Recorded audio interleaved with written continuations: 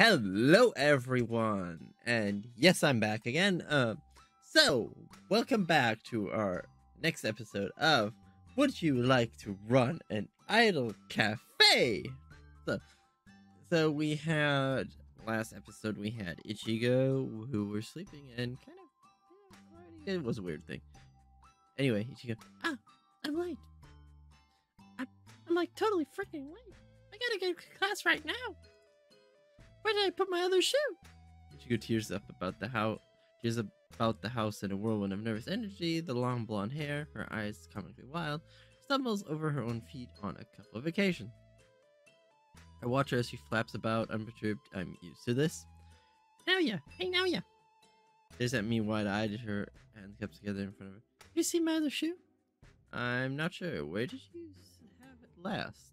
Yesterday, I took him off at the front door after I got in from buying all the food at the convenience store. At least, I think I did. And she was brought for her. They should be around here somewhere. I can only find one. Where's the other one? I can't have without a foot inside it. Shoes can walk on their own. Are you sure you took him off at the front door? Why wouldn't I? That's just common courtesy. You'd think that, yeah, but you have a bit of a habit forgetting these things. I, like many other kids, was taught from childhood to take off my shoes the moment I step in. Something I've done for years, become part of my daily routine, just like clockwork. Ichigo, however, is a special case. She's very forgetful and sometimes removing her outdoor shoes slips her mind. She'd be in the kitchen cooking dinner when she suddenly paused and looked at her feet and gasped in surprise. What, I'm still wearing my shoes? How did that happen? She exclaimed as though some malevolent magic force put her sneakers back on her feet when she wasn't looking. She tracked dirt inside the house a couple of times already. It's a bit of a pain. I can't really begrudge her for that. Well, no, you shouldn't, probably. I know she doesn't mean to cause any troubles. Besides, there's only one, though. She's inconvenienced right now is herself. I'm sure I took my shoes off at the door. There's one of them here at least. Maybe you put one back on and forgot the other one? Try checking on the kitchen table or behind the couch. Behind the couch? She goes above her. At this point, I'm desperate. I'll try anything. She could tears about. The living room crawls on her hands and knees, looking behind the TV, the bookshelves, and then, aha! Under the couch. There it was after all. Ichigo retrieves her missing shoe from the hidey hole, then gets it to her feet. Touching the shoe to her chest like a teleman. Is she afraid it'll sprout rings and flutter away? Looks at me and says, Thank you, Naoya. You're so smart. I'd like lose my head if I didn't have you. It's fine. I'm happy to help. Besides, it was just a lucky guess. You say that, but your lucky guesses almost always turn out to be right. The one who helped me find my cell phone when I dropped it and my favorite hair tie in my newest Hoshizora Shiri CD. It must be like some sort of human treasure magnet. One disaster averted, but... She goes, I dart to the clock on the wall. It's getting even later. Time has a tendency to do that, yeah? Waits for no man, or so I've heard. Crap, I'm gonna be late for sure. So I couldn't make you any breakfast now yet, but I gotta head out, like, right now. Good luck on your job. You have your first shift today, don't you? Yeah, I'll do my best. You always do. I'm sure your boss will love you, and your new colleagues, too. Go out there, knock 'em dead, Kate. Make me proud. Hey, no, you sound like a baseball coach. I did used to watch baseball with my dad. He's pretty into it. I don't get the appeal myself, though. You mean because there aren't enough cute girls? There are never enough cute girls. The world needs more adorable idols. He's like, there aren't enough cute girls, and she's like, we need more cute girls. and more capable nurses. Yeah, that's right. I'm in nursing training myself. I gotta go lecture to get to. See you later. Have fun. You too. I wave Ichigo goodbye, watching me as she slips on her shoes and finally leaves the house. She closed the door behind her with a resounding thud. Then after that, there's nothing. Very quiet, almost eerie. Ichigo makes a lot of noise. I've grown used to it. Her constant cheery chatter is comfort, but without the atmosphere in our apartment feels sober and sad. Well, there's no use sitting here moping. Today's the day I start my brand new job. Wonder how to go. Guess only one way to find out. And we skip to the work. I yawn, one hand pressed against my mouth as I walk forward along the sea. It's planet more money. I can feel the salt air running its invisible fingers through my hair. I can hear the sound of voices lapping against the sand in the distance.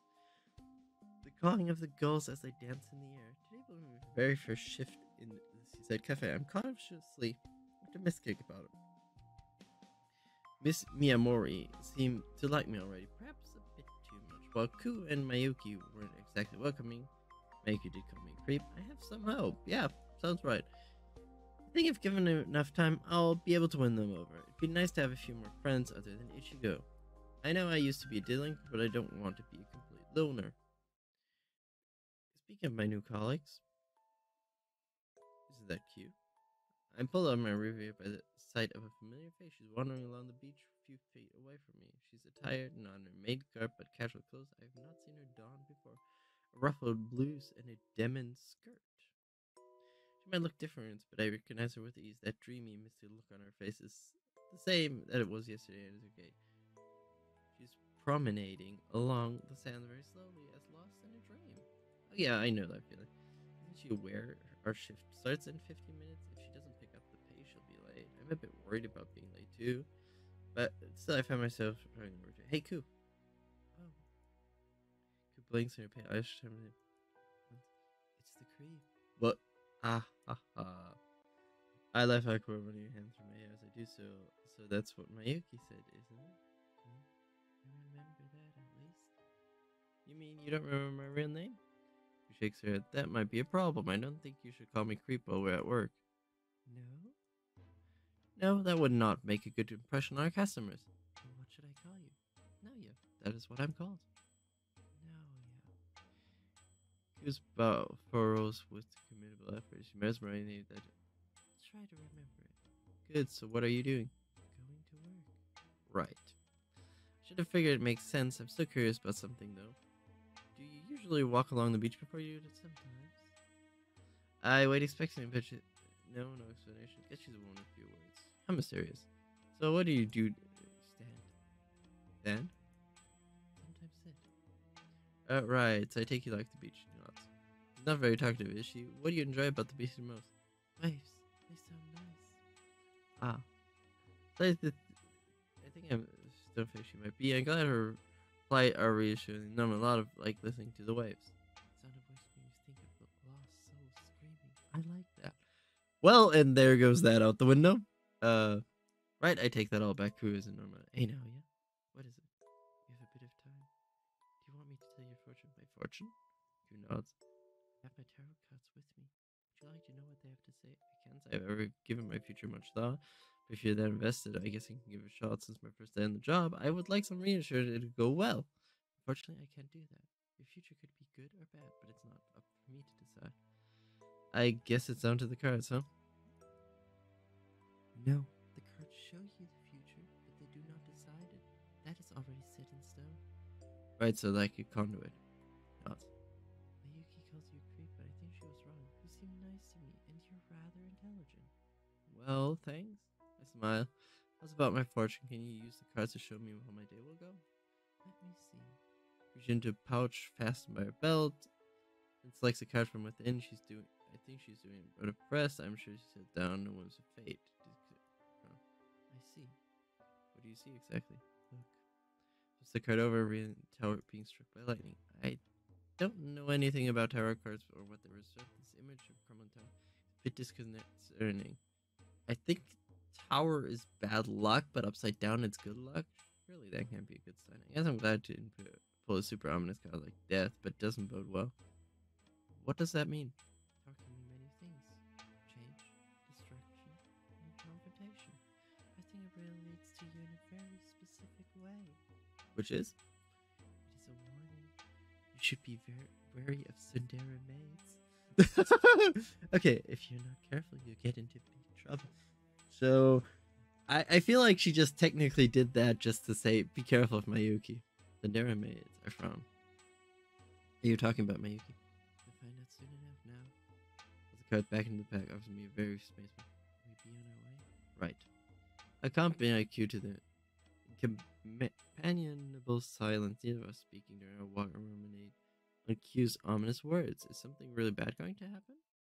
Good question. I'm really interested actually in that now. My first day at work at the Seaside Cafe, and I'm doing my best to get to gripes with the basics. I never worked as a waiter before, and there's quite a lot for me to learn in a relative short time period. I'm doing my best to keep up with my new workload, but oof. Despite my best work, I was still making mistakes. Yeah. I was in the process of delivering an order to the kitchen when I just so happened to bump into Mayuki. I mean that in a little sense. Well, oh, nice picture. Ow. My raven-haired colleague is now sprawled on the ground, her stocking legs spread in quite a compromisable manner. Full hem of her is rumpled, and rather a lot of her plump thighs are on display. That pose, her cheeks lightly flushed, she looks good enough to eat. Okay, but speaking of food, Mayuki was supposed to be carrying an ice cream sundae. To the 13th before I knocked her, Nausea is lying on the floor, melting ice cream sorbet is splattered everywhere, like something from a crime scene. The floated glass was served in a shadow. I didn't cut herself. Are you okay, Mayuki? What? Looks rather dazed after a tumble, rubs her temple with one hand, her eyes on focus. Forget lacerating on the glass, I'm starting to wish she has a concussion. I might have injured one of my coworkers. Hey, Mayuki. I crouched in front of her, mindful of the broken glass, with one hand in front of her. You see my hand? How many fingers I'm holding? Blinks, and she frowns. Oyama? What? So she remembers my name. That's a relief. You seem to all remember my name, at least. It doesn't have amnesia, but Yokoyama, you cretin! I soon to begin to wish she did. The shock of her stomach must have finally worn up. Maki holds herself to her feet, her legs trembling, and glowers at me. Her eyes are hard and serious, positively burning with indignant rage. The impression wouldn't look out of place for a serial killer, not that I met many serial killers in my time. If you had a katana, she'd probably cut off my head. How could you be so careless? Look at the mess you made. I wouldn't have dropped that ice cream sundae if it weren't for you. Now the floors are sticky. There's glass everywhere. It's a health hazard. Are you trying to make a nuisance of yourself? Is that what Ayana hired you for? If you wanted to employ a clown, she certainly made a good decision. Her whole circus to yourself. Whoa. Wow. I'm sorry, Mayuki. It was an accident. Don't call me Mayuki. We're not friends. In fact, we scarcely know each other.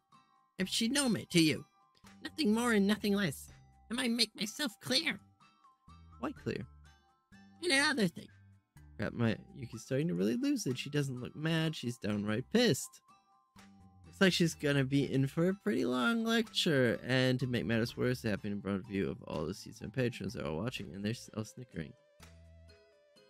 Mayuki's sure going to town on the new guy, isn't she? I must feel sorry for him. Well, he does deserve it. He caused quite a mess. I'd be upset too if I were in Mayuki's position. Being too hard on him. If anything, I'm grateful. We're almost treated to an eyeful of he's bad. He thinks his clumsiness. The one guy, like, nice, dude, nice. Or, nice. If only her skirt would have flipped up a few more inches. Now I'm curious, what color is she wearing? Well, Mayuki paused midway through a lecture, right eye twitches, and her face clenched into a fist on her side. She wasn't so dedicated to her role of being where I think she would have slugged these guys, and for good reason. And not being very discreet. No. In any event, here's her throat. Let's leave this for later. I'll give you a proper talking to when I shift and away from the customer. I don't want to bother them. Oh, now you don't want to bother them. Sure. For now, you should at least clean up the mess you made. That glass needs to be swept up ASAP. You think you can do it, Yokoyama? Are you planning to mess that up too? I'll do my best. I mean, Shinomane. Good.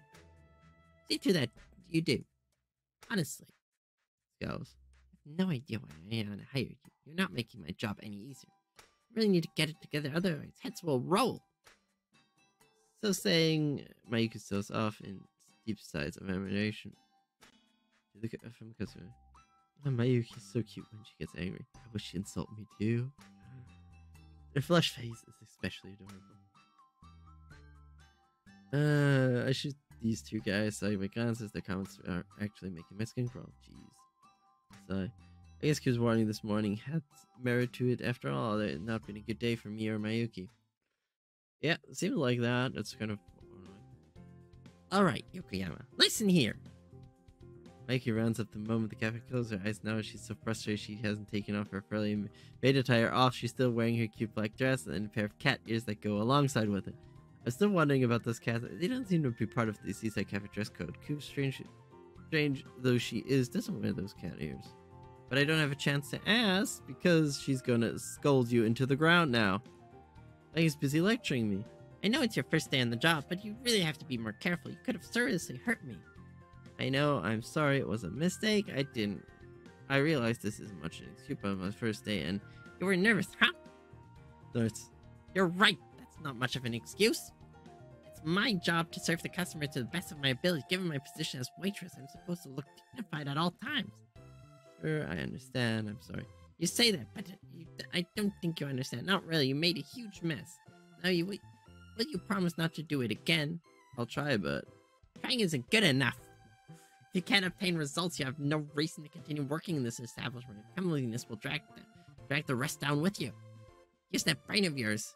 I'm sure you must have one. Of course I have a brain. If I didn't, I'd be literally dead. I almost wish you were. I wish you never stepped foot in this place. Whoa. Hey. I frowned. I did screw up pretty bad early, but if Mayuki wants to I can't really blame her, but isn't she taking it a bit too far? Can't you try and be a bit nicer? It was an honest mistake, you know. As if this makes it better. You don't understand at all. You're so thoughtless. Hey, Mayuki. Don't call me by my first name so easily. It's not like we're friends or anything. It's Shinome to you. Alright, Shinome. This situation is getting out of hand. How should I reply? We're gonna be understanding because we're nice. Yeah, it's not best I'm saying further, especially when she's so upset already. I try putting me in again when some luck it should do. I sure hope it does at least. Once again, I'm sorry. I can tell you take your job seriously and I have no desire to get in your way. That would be right about that at least. Mikey hurums her arms folded to her chest. I work far harder than you could ever imagine. That's right, she does. She was already changing the castle. That was fast. Appears beside us as if by magic. Mayuki was clumsy when she started working. She dropped plates a lot and slipped tea on people's laps. Mantel complained to her. They were very upset. They said Mayuki was incompetent. Oh, really? Mayuki projects such an assailable aura of perfection with her cool, haughty demeanor. I wouldn't have picked her for a comely girl. What? No! Miki's self-righteous indignation begins to falter her face as she scowls at you. Don't ever tell Yokoyama that. He doesn't need to know. My past is completely irrelevant. Oh, right. Miki said, I apologize. I was trying to help. I want Naoya to know that you're not being pissy for the sake of it. You worked hard and I'm proud of you. Good job. Q gives Mayuki a thumbs up and she shies. It seems some side of attention being diffused thanks to Q because Mayuki no longer as when she next regards me. Still upset that Mother's office is giving her a flush face, but she doesn't look ready to castrate me anymore. I guess that's progress? Whatever. Maybe I'm taking a bit too serious. Jeez, you think? That's what I like to say, but I was saying Mayuki's only gonna calm down. I don't want to run up again. I know it was an accident. I don't think you're the sort of person who would knock a girl down on purpose. That would hurt a lot. But I shouldn't be so angry. We're supposed to be colleagues. If we're going to work together, we need to learn how to get along. I let my anger go while you... Stabs a finger in my direction. You need to work on your coordination. Do you think you can do it? Try my best. Good. I suppose that's all I can ask for. None of us are perfect. I made mistakes when I first started, so I'll let you off the hook just once. Don't expect it to happen again, though. You and I are not friends, and I have no interest in getting to know you. Don't get the wrong idea, you idiot. Maggie turns up her nose and stalks off to the break room. And I think this is the perfect opportunity for us to stop here. So, thank you so much for watching. Like and subscribe if you want to. I hope to see you in the next one. Bye-bye.